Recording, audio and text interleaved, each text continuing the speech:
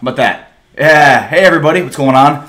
I'm Ari Temkin. You can catch me on the Dallas Cowboys pre- and post-game show on 105 through the Fan. You can also catch me Saturday morning at 105 through the Fan this week, 10 to 2:30, as I'll be with Jesse Holly. So a little pre-game show on 105 through the Fan. You can catch me every day at noon right here. Same place, same time, same spot every day, except for yesterday. Apologies to all you folks that were looking for the show yesterday.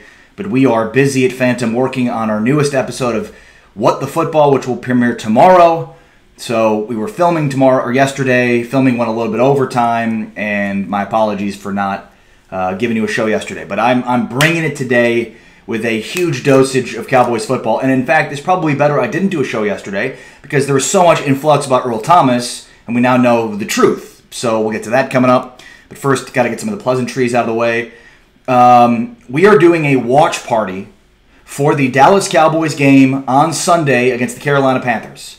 Join the great Law Nation and the great Derek Kirby from the Dallas Prospect. They're going to be at Henry's Tavern at the Shops at Legacy this Sunday starting at 3:25. Come watch the game with them. Oh, and by the way, if you notice at the Fantom site at facebook.com/watchfantom, you'll see there's a coupon in the events tab for the event. That coupon is good for one free appetizer for dining in. So go watch Cowboys and Panthers with Law Nation and Derek Kirby from the Dallas Prospect, and go to Henry's and enjoy a free appetizer this Sunday.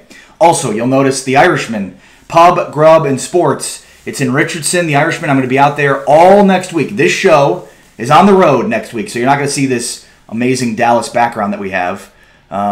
Instead, you'll be seeing me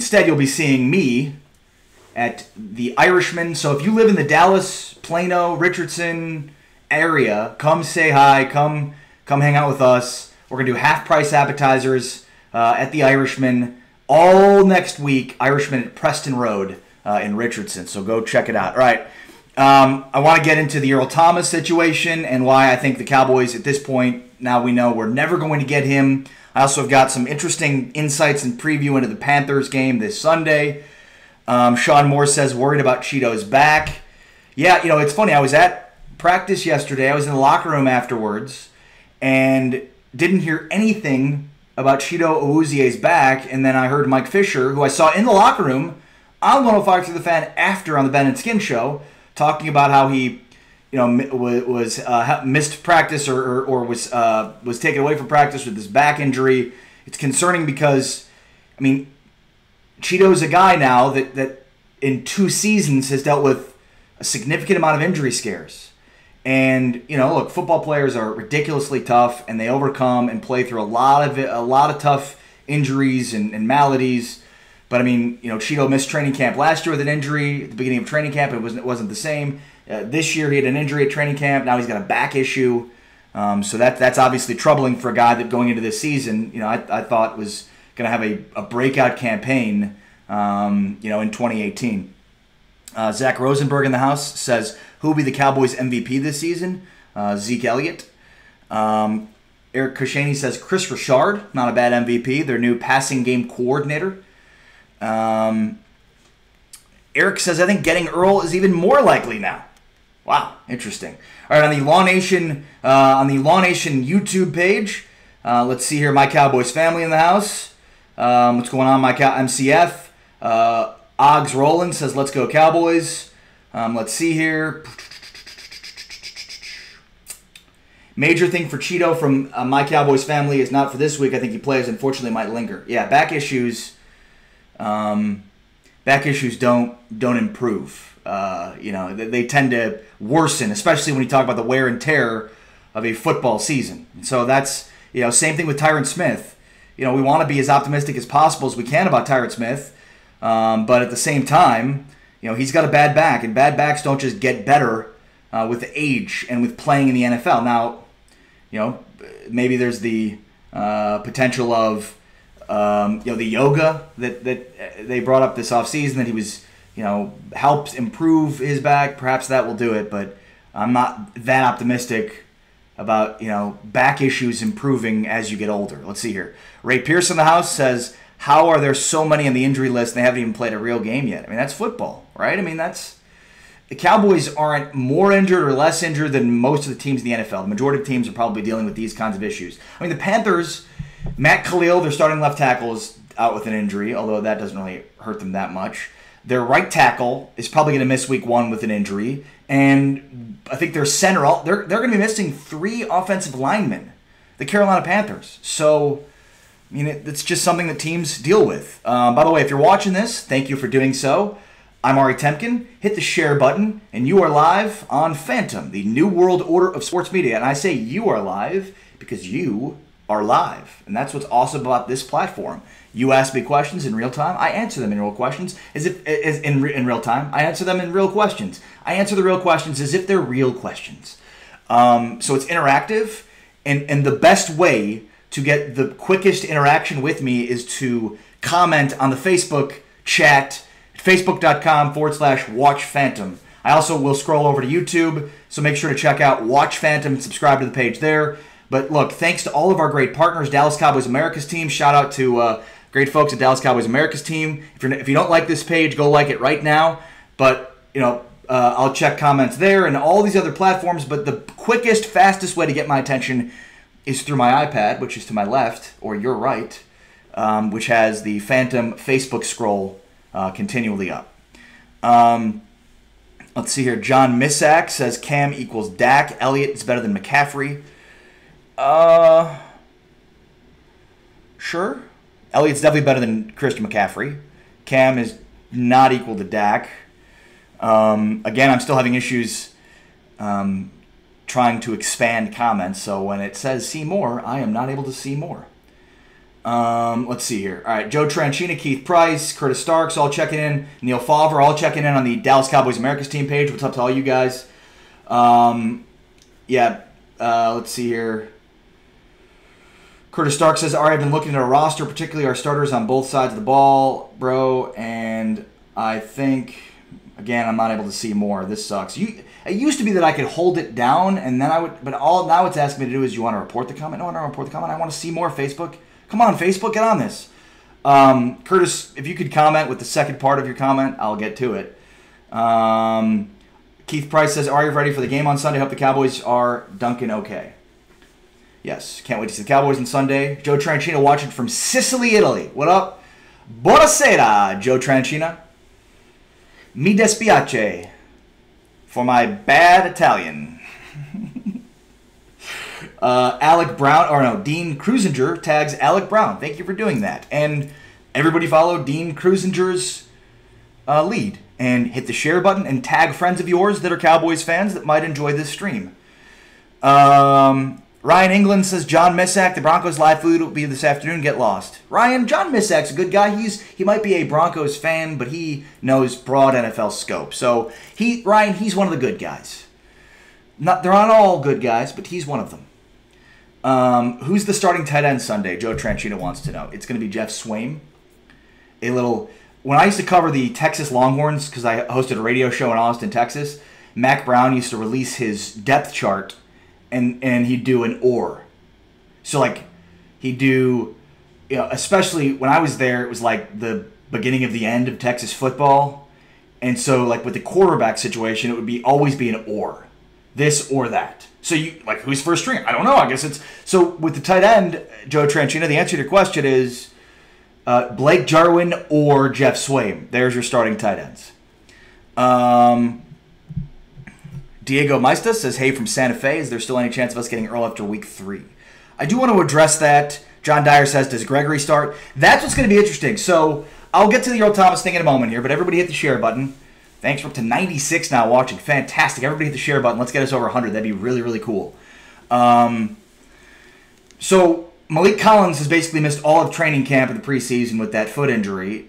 We heard yesterday in the locker room, which, by the way, I'll be back there this afternoon. Dak Prescott will speak this afternoon. Normally, last year, Zeke and Dak both spoke on Wednesday, though this year it looks like Dak's going to speak on Thursday. It's beside the point. It looks like we hear that Malik Collins is going to play. So, Malik's your 3 technique.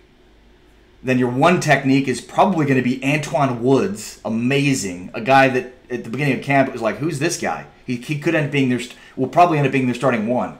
So, their starting 1 technique is going to be Antoine Woods, Malik Collins at 3. So now the question is, the DeMarcus Lawrence obviously on the left defensive end. So the question is the right defensive end. Will it be Randy Gregory or Tyrone Crawford?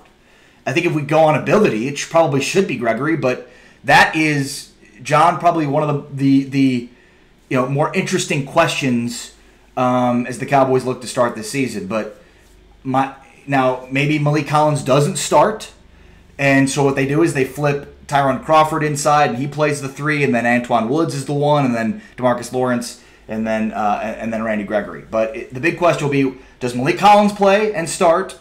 Will Tyrone Crawford or Randy Gregory then start at right defensive end? And if not, if it's not Malik Collins, it'll probably be Crawford. But long story short, my guess is it will be Malik Collins to start the year at that 3 technique, and then it'll be Randy Gregory starting at right defensive end.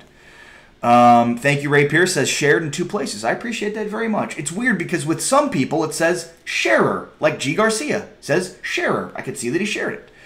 Cody Arnold, I see that he shares it. But Ray Pierce, it's not listing you as a sharer. I'm gonna believe you though, because you're a good guy and you come to the stream every day, so I appreciate that.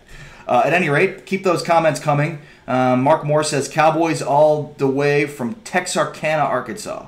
Nice. Which my cousin Zach, who's in New York, will be happy to know is an actual real place. When he was in Dallas, he saw a sign for Texarkana and was like, what is that?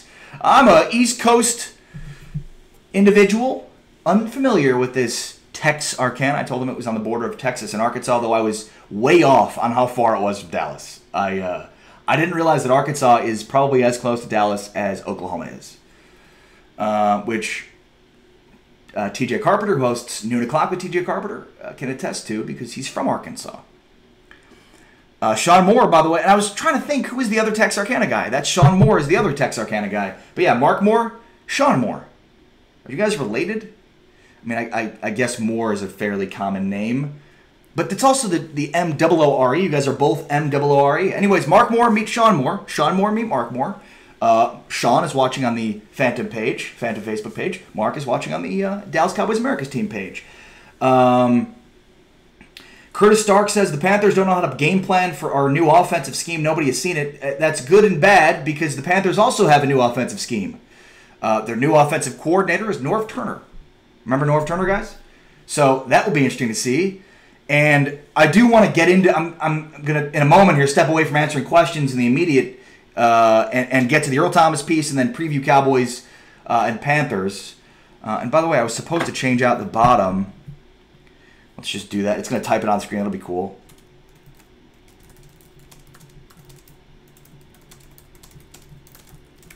There we go. I wrote it in the third person, which I always think is weird. But anyways.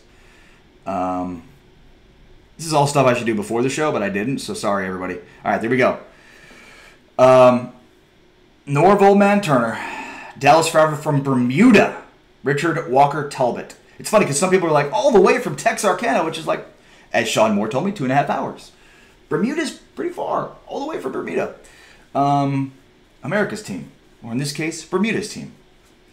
All right, let's see here. I just want to scroll through all the pages. Shout out to Big Game James and Producer G. Make sure you go like the Big Game James page. James does fantastic work. Make sure to go like his page, Big Game James, Silver and Blue Nation, and EBSN Online. They do unbelievable work on the Cowboys and the Buckeyes as well. Let's see here. Comments on the Big Game James page. Cassie Pierce says hello. Cassie, how are you? Patrick O'Brien says, what's the deal with Earl? And Sam Rawls Ringo says, what do you think we need to do to stop McCaffrey? Will it be a good test for Jalen? Yes, that's a great question. Great observation. I will answer that question here momentarily, but I got Patrick O'Brien to ask him what the deal is with Earl Thomas. So the deal with Earl Thomas is, and if you watch this show or you listen to my podcast, The Cowboys Beat, you'll know that I was pretty in the they're going to get Earl Thomas camp. In fact, I think there was a stream I did where I was like, they're going to get him. It's already happening. It's just a matter of days. I was clearly wrong. And I think now what we know is the Cowboys were never getting Earl Thomas because the Seahawks were never going to trade Earl Thomas to the Cowboys. The Seahawks would have traded Earl Thomas to any team in the NFL, just not the Dallas Cowboys. And they did that because of the precedent they were worried that would set. You know, like the NBA, where players demand where they want to go. And then, voila, they're there. Presto changeo. They get to change teams. The Seahawks did not want to be complicit in changing the dynamic of the NFL, basically saying, hey, Earl Thomas says he wants to go to the Cowboys. He can do that in free agency. We're not going to trade him there. And what's amazing is the Cowboys would have given up a second-round pick to get Earl Thomas, which, as I talked to Bobby Belt yesterday in the locker room about, is at worst the 64th pick in the NFL draft. At worst, 64th pick. Okay? So they gave up that opportunity to trade him for at worst, the 64th pick. Now, some people are if Earl Thomas leaves after this year, which he very well might, then the Seahawks could get a compensatory pick for him, which would be, at its best, a third-round pick. It all depends on how Earl Thomas plays the next year with his new team. It's all dependent on that. So let's just say, at best, it's a third-round pick. But what that is a end of third. So compensatory picks begin at the end of the third round. So what is that? 64 plus 32 is 96. So the best compensatory pick that they could end up with Earl Thomas is 97. So in order to not set a precedent of trading a guy to a team that they wanted to go to, they basically gave up 32 draft spots, and probably more, because who knows if the Cowboys are going to win a Super Bowl, but that would be, if they won the Super Bowl, they'd be picking at 64. So, I mean, they gave up 30 to 40 spots to not give in to this precedent, which is amazing, which is good for business in the NFL, bad for business with the Seattle Seahawks. But that's just the way it goes. And, you know, this idea now that, well, the Cowboys are going to end up with him next year anyways, that's not necessarily true. A lot of things can happen between now and then, so, and I think we forget that a lot in sports. It's like, well, I'm just wait this season. I mean, think of how much changes in 2 weeks in the NFL. Imagine how much is going to change in the next year. So I don't know if he ends up ever playing for the Dallas Cowboys. I know the Cowboys will be interested in free agency next year, but who knows how this season goes? Who knows how Xavier Woods plays? There's a lot of pieces, moving pieces involved here. But again, I didn't think. I thought the Seahawks would look out for their own best interest, but they didn't. They looked out for the best interest of the league, which sucks for the Cowboys. But, if you're the Seahawks, you basically gave up 30 to 40 to 50 potentially draft spots in order to not set that precedent. So, it is what it is. Eric Koscielny says we have $20 million free right now. That's true. Brandon Victor Garcia says that's why Earl will be traded. They won't lose him for nothing. Well, that's the problem here is they're not going to lose him for nothing. Even if they hold on to him for the entire season and then he walks in free agency, they're going to end up with a compensatory pick. So there's no scenario in which they end up with nothing.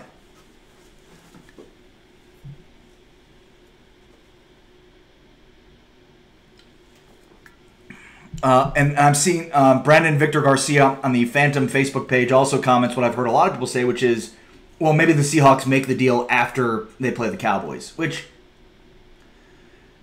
I think the truth of the matter is the Seahawks still think they're a playoff team, and they may very well be. Why not? You could make an argument the Seahawks could be a playoff team. So until the Seahawks don't think they're a playoff team anymore, they're going to hold on to them. So, if the Seahawks start off 2-2, or I don't think they're just waiting for the Cowboys. I don't think this is about we don't want to trade him to the Cowboys because we don't want him to play against us in Week 3. I think this is about we think we're a playoff team, and so we're going to hold on to him as long as we think we're a playoff team. And so I guess if you're a Cowboys fan that wants the Cowboys to trade for Earl Thomas, hope that the Seahawks start 0-4. Because that's their best ticket to landing Earl Thomas early at this point. But the truth is, what will the compensation be at that point then? Will the Cowboys still be willing to give up a second-round pick 4 or 5 weeks into the season? And if not, will the Seahawks be okay taking a third-round pick for him? Michael Lafferty says, can't believe they didn't get Earl. Did Jerry blow it? And Jessica says, no, he was never coming. And that's exactly, and this is on the Big Game, or the Silver and Blue Nation page. Shout out to Silver and Blue Nation. It's exactly right. The Seahawks were never going to trade Earl Thomas to the Cowboys because they didn't want to set the precedent that you could demand where you wanted to be traded. Okay, good for you. Thumbs up, Seattle. You gave up you gave up a second-round pick for basically a fourth-round pick, best case scenario right now, to do so. So, you're the big winner here, Seattle. Good job. Way to go, Seattle. You're the big winner here. You don't set this weird precedent that really only affects you because you're losing out on major draft capital. And the idea that, now they want a first. The Seahawks just wanted whatever the Cowboys were going to be willing to give up. They might as well have talked to the Cowboys and said, we're not trading him to you. Because that was the case. On the EBSN Online page, Jay Lynch gives me the thumbs up. Thumbs up to you as well. All right, I'm just gonna check out the Law Nation Facebook page real quick. Then I'm going to go back to YouTube and keep these comments coming. Hit the share button. I'm Ari Temkin. You're watching this. Thank you for doing so. On Facebook, YouTube, Twitter, and Twitch. Thank you for doing that. This is Showtime, a daily sports talk show where I talk Dallas sports talk. But for the most part, it's Cowboys. In fact, it's basically all Cowboys. At least it will be for the foreseeable future. But that's okay because we like talking Cowboys because this is the best week of the year to start talking Cowboys, even though I've been talking Cowboys basically since, April. So, let's see. Never listen to what Skip Bayless says. Oh, I was like, why? Who's referencing Skip Bayless? Eric Koscielny says, Skip said this morning, give up the first-round pick since it'll be a late pick. No,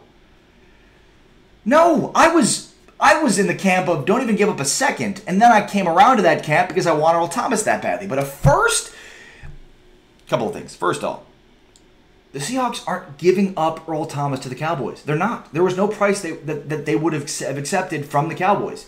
They would have probably taken a third or a second from Oakland. But Oakland's busy trading away Khalil Mack. So I don't know what Oakland's thinking.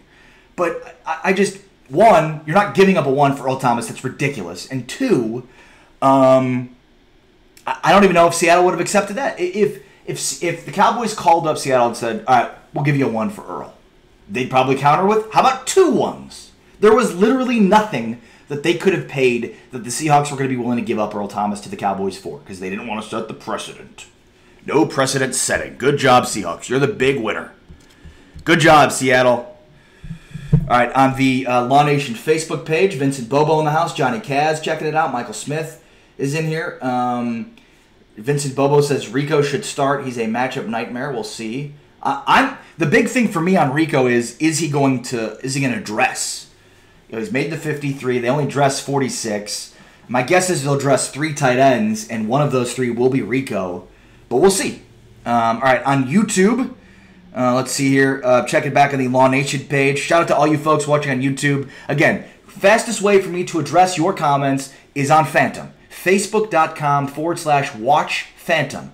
Or on Fantom's YouTube page. Just search Watch Fantom on YouTube, and it'll come up there. So that's the quickest way to have your questions answered. But I appreciate all of our partners, and thank you for all of our partners, and thank you for watching across all these different platforms. But when I literally have to scroll through different platforms and different pages, it just takes a while, and I'm trying to make points, and comments are constantly coming, so I'm just trying to get to them as quickly as possible. The quickest way, though, is to go on my iPad, which is hooked up right now to the Facebook page at facebook.com/watch Fantom. So wherever you're watching right now, if you have a Facebook page, go onto Facebook, go to facebook.com/watch Fantom and post your comments there. All right, let's see here. Jackie Smith is in the house on the Law Nation YouTube page. Thanks for the info, Rick Frederick. I'm confident with Joe. Connor has to show up. Let's see here. What was the info that Rick Frederick gave? Rick Frederick says Looney's team has scored only 53 points in its 5 games starting at center. I mean, I am certainly one that doesn't think you should have as much confidence in the Cowboys' offensive line with Looney as you would with Frederick, which is an obvious thing to say. But, there's no telling how he'll react with this offensive line. I mean, I don't know that he's ever played next to Zach Martin. I don't know that he's ever played, with Tyron Smith. So, I certainly think the Cowboys are taking a major step back at the center position without Travis Frederick. How much we'll see on Sunday. Let's see here. All right. Rick Frederick says, I think if Dallas protects the ball, they win a very close, low-scoring game. Steve Max has thought the same thing. I didn't even want to give up a second, a third, and maybe a player. Any more than that is crazy. Exactly. I finally came around to giving up a second on Earl Thomas only because it's like, all right, are we really not going to have this deal done because of, the difference between a second and a third-round pick? But a first is ridiculous. And the other thing, too, is, this is what the Cowboys planned for the entire... It's not like the Cowboys got here and were like, oh, no, we have really... what happened to them at their line and on the line? That they can be like, woe is us, right? They drafted Connor Williams. They brought in Cam Fleming. They did things this offseason to improve their offensive line depth. Good on you. They did nothing to improve their safety position. They did nothing in free agency. They did nothing in the draft. They literally did nothing to improve the safety position. And they moved one of their safeties out of the position to corner, which I like the move. I think Byron Jones is better at corner anyways, but they did nothing. So they don't get to complain right now and say, woe is us at safety. Like all of a sudden now they're trying to wheel and deal. Where were you when Tyrann Mathieu was available? I don't understand why the Cowboys didn't go get Tyrann Mathieu. He signed for the Texans for $500,000. Why did they not go sign Tyrann Mathieu? Why did they not go sign Trey Boston? Why did they not go sign Kenny Vaccaro? Any of these guys. They literally did nothing the entire offseason, and they had other guys that fell through the cracks that were available on the cheap, and they still didn't do it. Now they're like, oh, what do we do at safety? I don't know. You had 6 months to plan for this, and you didn't. Sorry. Lost my mind there for a moment. Let's see here. Wade Zetterberg says...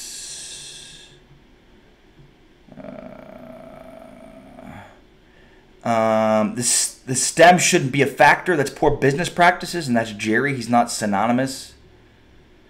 Not synonymous with what? Wade, I mean, I can't read the rest of the comment because Facebook essentially won't let me see more. It says see more, but it basically is a novelty link. But I don't think, I mean, Jerry has definitely his flaws when it comes to roster building. But as far as business savvy, business genius would probably be the best way to describe Jerry Jones. But I must be placating. Happy New Year, Ian Goldberg. Shana Tova, Ian Goldberg. And I will be on the My Cowboys Family show tomorrow night, so make sure to check that out on YouTube, My Cowboys Family on YouTube. Thank you, buddy. Let's see here. What else we got? Stone Cold says it's mind-boggling. It is. And I hate this whole, like, oh, how did this happen to us? Like, well, how did we look around and we have no safeties? Like, what do you mean you had 6 months to take care of the safety position and you didn't? Let's see here. The safety position is forgotten about in Dallas from Wade Zetterberg. Yeah. Jerry is cheap. Guys, Jerry isn't running their personnel department anymore. Steven's running their personnel department. So it's Steven that's cheap. Brandon Victor Garcia says, do you think Gallup will surpass 1,000 yards? No. But maybe. Well, Brandon, I'll just repeat to you a stat I've been saying for a couple of weeks now. But the last rookie receiver to have over 1,000 yards receiving was Amari Cooper in 2015, who was the 15th or 16th overall pick. So Gallup's a third-round pick. So there were no rookie receivers who had 1,000 yards last year. No rookie receivers who had over 1,000 yards the year before that. And the last one to do it was Amari Cooper, who was the 15th pick in 15, and then the year before, Odell Beckham did it in 14, and again, another first-round pick. So he'll have the targets, and I spoke with Michael Gallup yesterday after practice. That interview, by the way, will premiere tomorrow on the Cowboys Beat, so if you don't subscribe to my podcast, make sure to check it out on iTunes or wherever you listen to podcasts. But the Cowboys Beat will have Michael Gallup tomorrow. They're not. By design, they probably won't have a 1,000-yard receiver. You know, they're this all for one for all kind of group. You know, they want to have mismatches and interchangeable pieces. Tavon Austin playing inside, playing outside. I mean, there's a lot of trickeration going on with their offense, and so because of that, it's just not conducive to seeing any 1,000-yard receivers, especially a rookie, and especially a third-round pick. Diego Maestas says Gallup will get 750 yards. Very specific. Ian Goldberg says we'll be watching the Gallup interview. Great stuff, Ari. Thank you. I'm going to be going out to the facility after the stream today, so I'm going to try to catch up with Connor Williams. We'll see if I'm able to.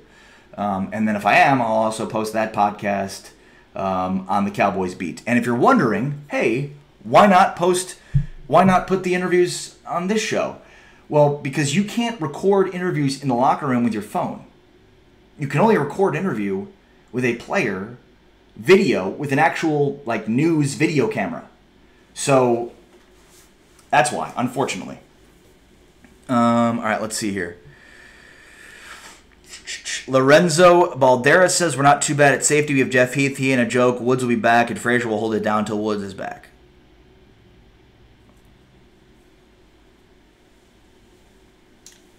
Heath is good. I'll give you that.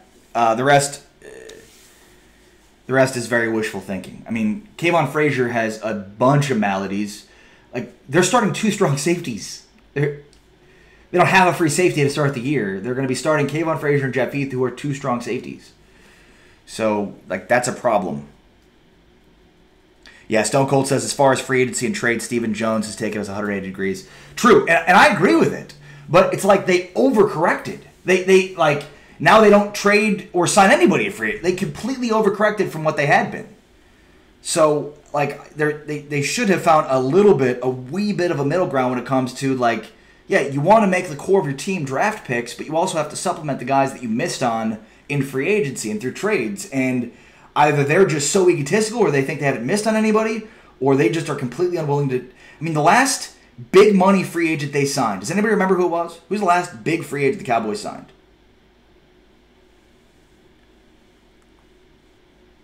Brandon Carr. That's the last big name free agent they signed to a long-term deal. So, And that's one of those where Steven looks and's like, see, we made the wrong move. We shouldn't have signed that guy. So it is what it is. All right, I'm back on the Dallas Cowboys America's team page on Facebook. And again, a reminder, I'm always checking out the comments on my iPad, which is always up on the facebook.com/watch Fantom page. So make sure, no matter where you're watching this from, if you want to get your comments heard and read as quickly as possible, just open up another tab. That's literally all you have to do. You don't even have to stop watching on any of the other pages. Just go to facebook.com/watch Fantom. Type that out, open the stream there, and then comment there. Greg Hardy. Question mark. But Hardy wasn't. I mean, what was it? It was like a 1-year, $6 million deal. I mean, he's a free agent they signed, but I'm talking about like last big time free agent they brought in on a long-term contract. Eric Kashani says, "I want Linehan to go more than Garrett. You want them both to be gone, and so do I, Eric." Eric says Jerry cares more about his image than going all in. Yeah, but what's going all in? There's a salary cap. It's not like it's Major League Baseball where you can just spend as much money as you want without consequence. So, I mean, I don't think the reason they haven't spent money is because they don't want to spend the money or because Jerry's taking the cheap route. I think they've felt that their cap issues of the last decade was because of their constant spending. And the core, and this is true, by the way, the best way to build an NFL roster is through the draft. It's truth. Cheap contracts that you can have for 3 to 4 years, locked up for 4 to 5 years, I should say. But you have to then supplement the areas where you haven't drafted well through free agency. And that's the area where the Cowboys just haven't done it. They're just so stubborn on their own guys. It's not that they're cheap. They're just stubborn about their own guys they've drafted and developed.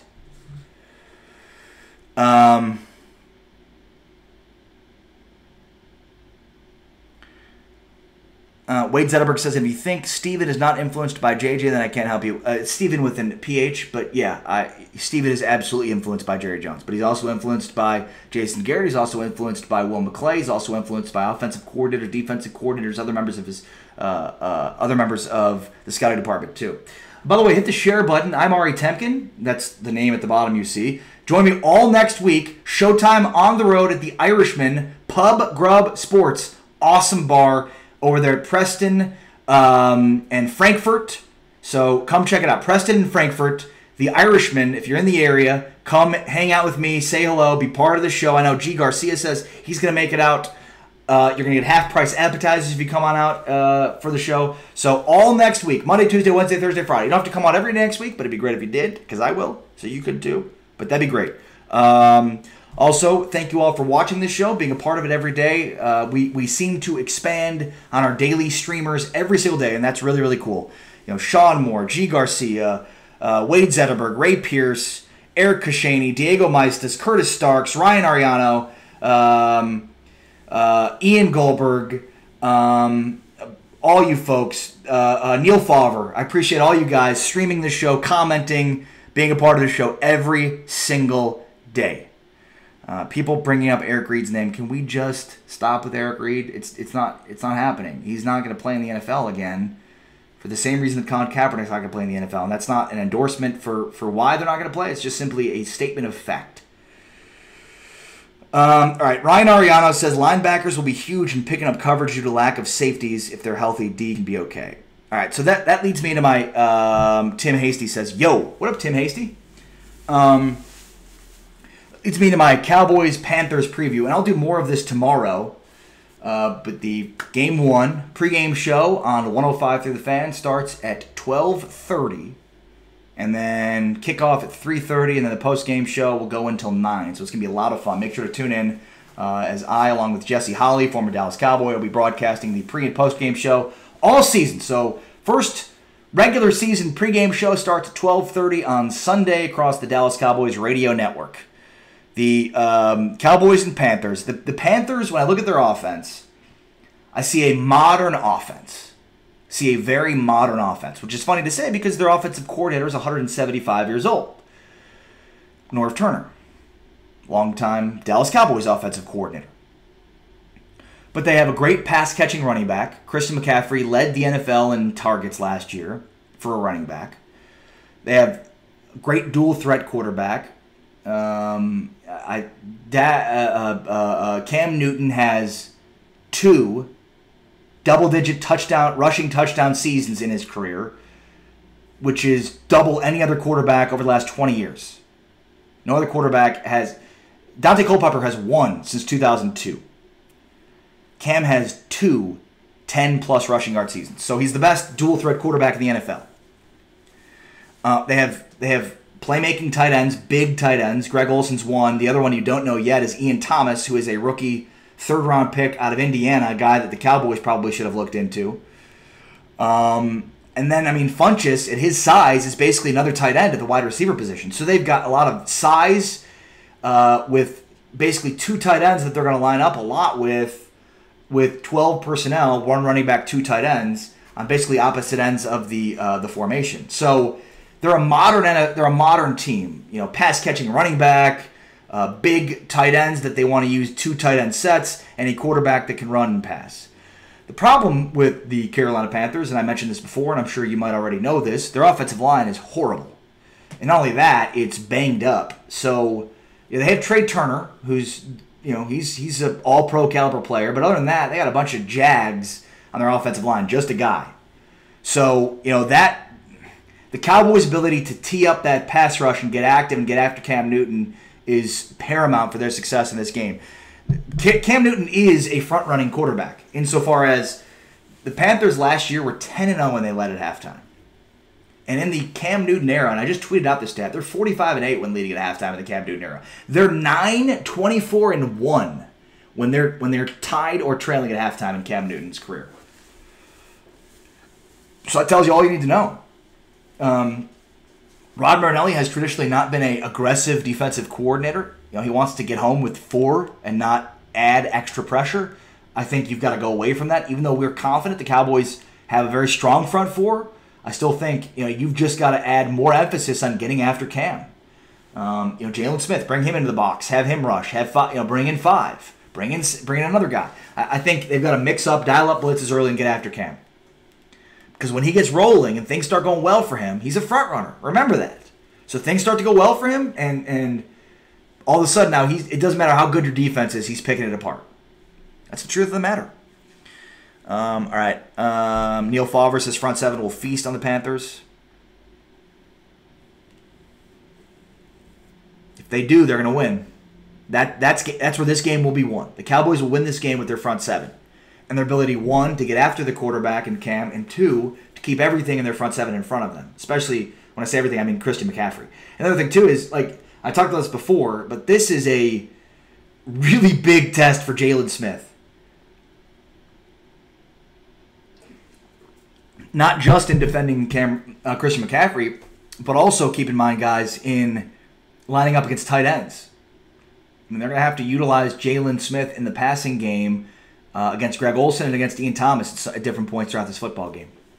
So that'll be interesting to watch. Eric Koscielny says season starts in about 5 hours. Can't wait. That is the truth. Although it seems like it doesn't because it's not the Cowboys playing, but I get it. Eagles and Falcons should be fun. If you're a gambler, I would take the Falcons plus 2.5 tonight. Just a hunch. Adam Mancuda says, great show. Is Dak ready to rebound from last year behind that O-line? Well, I think so. They've tailor-made this offense to fit Dak's specifications, meaning they're not zeroing in on any one receiver. They've got a bunch of different guys that Dak can spread the ball around to. So, they've certainly said they're playing to his strengths, so we'll see if it plays to his strengths. But, there's no excuses this year. And I think the truth of the matter is, the Cowboys don't have as much of a question on Dak as everybody else seems to. I think as far as the Cowboys are concerned, Dak is he's the guy. And I think what goes along with that is, he's going to end up getting a pretty big, lucrative contract after this season. And that, he basically has to, he has to have a worse season than he had last year to not get it. And even then he might get it. That's how sold the Cowboys are on Dak Prescott. And I don't think it's completely displaced.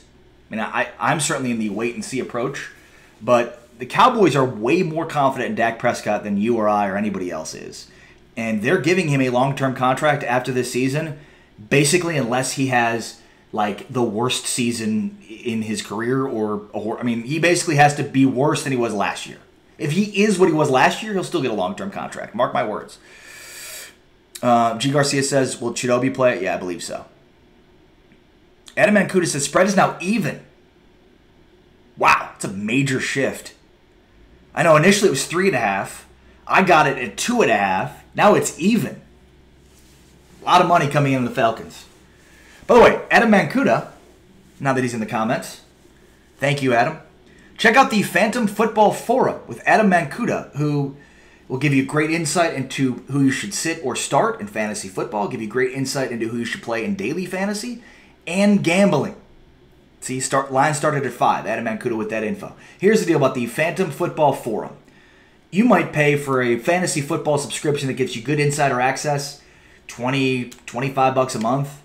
You might pay some or even more than that. With the Fantom Football Forum, you're going to pay $1 for the first month. If you like what you get, you pay $3.99 moving forward after that. So go check it out. It's part of the Fantom platform, and it is a group in which every Sunday morning, when you have your sit-start questions, you're looking at your lineup on fantasy, and you're like, who should I sit, who should I start? Adam Mancuda will be there live answering your questions, so make sure to check out the Fantom Football Forum. And Adam, if you wouldn't mind, provide a link in the comments. That would be fantastic, and then other people can get to it pretty quickly. Sean in the house from the Sports Fury. What's going on, Sean?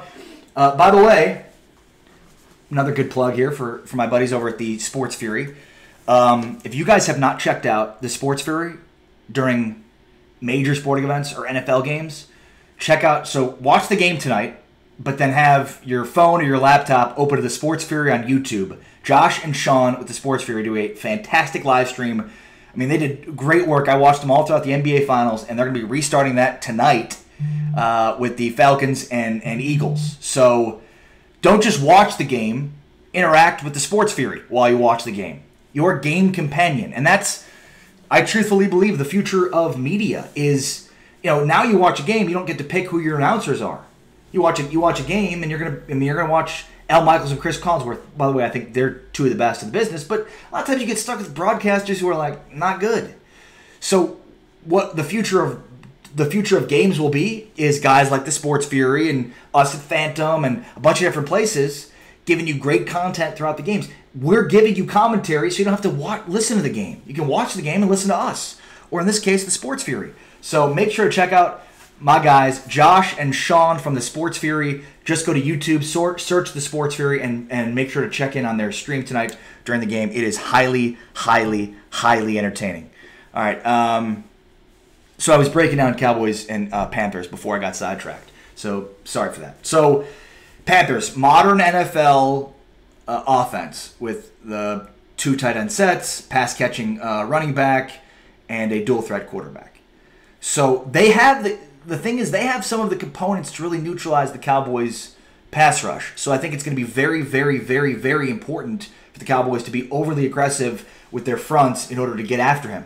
Don't just sit on your laurels and say we're going to get there with 4 because we're confident in our 4. I think they have to be able to bring added pressure to really, to get after Cam. Cam gets sacked a lot. He hasn't had great offensive lines, but with Christian McCaffrey being a great outlet in the passing game, and then those dual threat, the dual tight ends, they have the pieces to neutralize the Cowboys' great pass rush that we think they have. The other thing to watch as I preview this game is the Panthers defense, which is legit, guys, and has been. And I mean, even though Josh Norman obviously was there and was dominant for them, and now he's with Washington. I mean, they've had different pieces come in, and yet they still remain a dominant defense. Luke Kuechly's back, and when he's healthy, one of the best linebackers in the NFL. They have Kawan Short in the middle of that defensive line. They brought in Dontari Poe to be in the middle of that defensive line, and they run a bunch of different pass rushers at you. Ron Rivera has been a really good head coach. He's been a unbelievably good defensive coordinator. I mean, he was the defensive coordinator of those dominant Bears defenses when they went to a Super Bowl. He was part of a great San Diego Chargers defensive front when he was the coordinator there. So everywhere he's been as a defensive coordinator, he's been great. And obviously a team that's coached by a guy that's a great defensive coordinator is going to have a great defense. So, Carolina, the Cowboys have a tough schedule. Carolina is a team that a lot of people predict to be a playoff team. By the way, tomorrow, I should do that today. Should I make my official predictions on division winners and wild card and all that stuff? If I did it tomorrow, I'd be reacting to what happened last night. tonight, Falcons and Eagles. I'll get to that here in a moment. Everybody hit the share button. Do that for me, and then I'll give you my picks on who wins divisions, playoffs, etc., etc., etc. But if you watch my stream on a daily basis, you'll know I already what I did for the NFC East. Ryan Ariano says offensive MVP Zeke, defensive MVP Jalen Smith, unsung heroes Looney and Byron B. Smith. B. Smith. Who's B? Who's B. Smith? What? Who's B. Smith?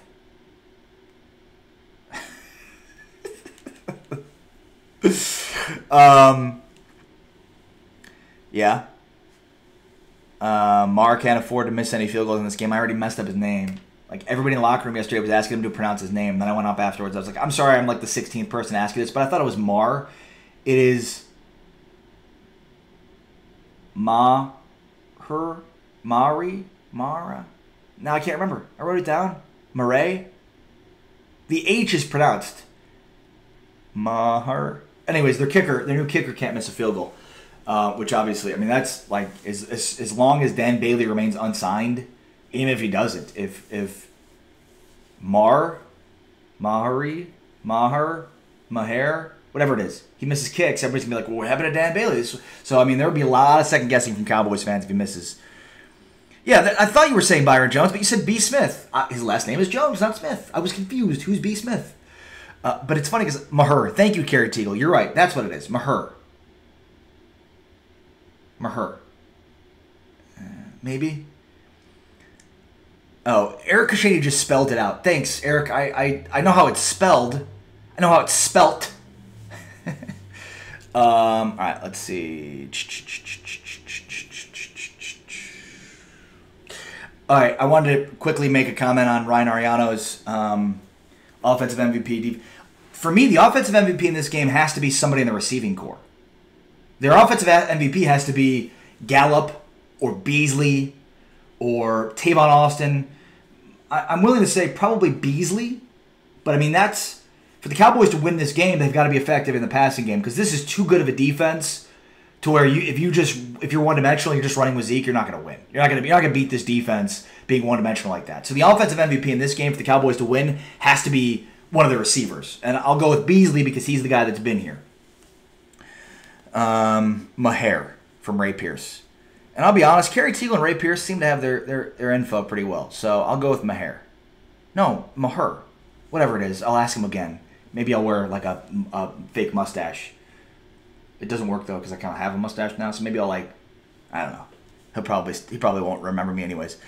No worries, Ryan. All right, so real quickly here before I end today's show, I'm going to give you my my predictions. Remember, I'm really not good at predicting anything, so who cares what I think? But I'm going to make predictions anyways because it's fun to make them. And I did this thing and I didn't even crack my knuckles. How funny is that? All right, Maher. It is Maher. Thank you, Ian Goldberg. Maher. And he did the correct way to write it out. Thank you. It's Maher, and now I remember it. Thank you. All right, Dallas 24, Carolina 13 from Neil Favre. I'll make my official prediction on this game tomorrow. Right now, though, I want to give you my... so the NFC East. We'll go there last. Let's start with the easiest division to pick, which is the AFC East. Let's go with the New England Patriots. They're going to win that division. Let's go with the AFC North. Man, it's hard to pick against the Steelers, but I think Cincinnati's going to surprise some people. Mixon is this year's McCaffrey. Mixon's deadly on the backfield as a receiver, and they have a really good defense too. I think people are sleeping on Cincy, so I'm just going to go with what people aren't going to pick, which is Cincinnati. I'm going to pick the Bengals to win the AFC North. Call me crazy. Do it seriously. Do it now. AFC West Chargers. AFC South Texans, Jags, Titans. Woo, it's tough. Jags. I mean, how could I pick Blake Bortles as their quarterback? I'm going to go with the Jaguars. They have a dominant defense, and that'll be it. My wild card teams out of the AFC. Steelers. Texans. So to recap, I have the Jaguars winning the AFC South, the Bengals winning the AFC North, the Patriots winning the AFC East, and the Chargers winning the AFC West. And my 2 wildcard teams are the Steelers and the Texans. In the NFC West, man, 49ers, Cardinals, Rams, Seahawks. I'll go Rams. NFC South, Saints, Falcons, Panthers, and other team, Buccaneers. I'll go Saints. Yeah, I'll go Saints.